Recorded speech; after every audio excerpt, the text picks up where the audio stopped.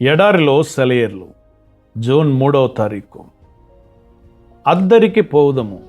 Mark సువార్త 4వ అధ్యాయము 35వ వచనం. క్రీస్తు ఆజ్ఞ మేరకే మనం సముద్రాన్ని దాటుతున్నప్పటికీ తుఫానులు రావు అని అనుకోకూడదు.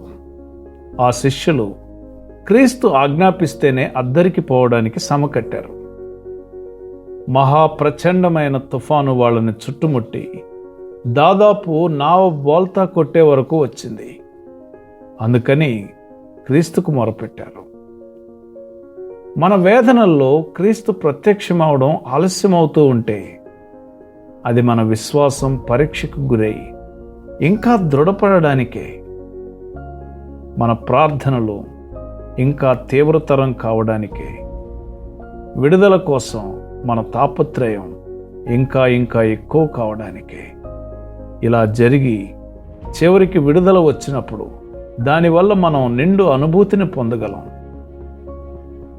క్రీస్తు వాళ్ళని మెల్లగా గద్దించాడు. మీ విశ్వాసం ఏమైంది?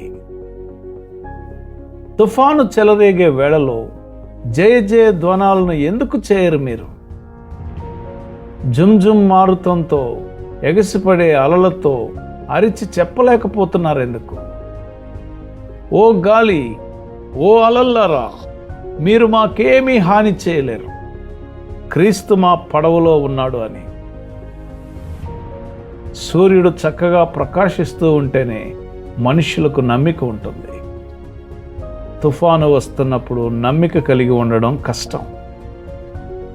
నింగిని నేలని ఏకం చేసే పెను తుఫాను చెలరేగినప్పుడే మన విశ్వాసం ఏ పాటిది అన్న పరీక్ష వస్తుంది.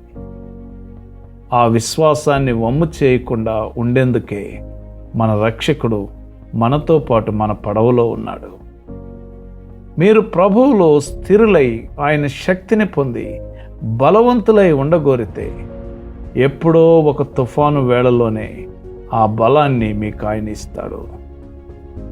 నా నావలో క్రీస్తు ఉంటే పరిహసిస్తాను గాలివానను.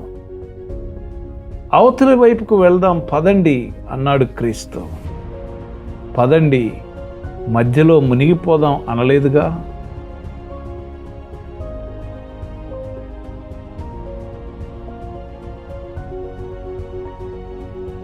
కనుక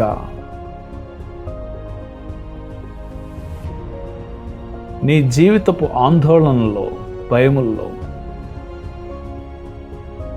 దేవుని సహాయం నీకు అందడం ఆలస్యమైతే నీ విశ్వాసం దృఢపడబోతుందని గుర్తించి మరింత దృఢమైన విశ్వాసం, శక్తివంతమైన జీవితాన్ని దేవుడు ఇవ్వడానికే ఆలస్యం చేస్తున్నాడని గ్రహించి ఆయన మీద విశ్వాసం ఉంచే కృప ప్రభువు నీకు అనుగ్రహించునుగాక. ఆమెన్.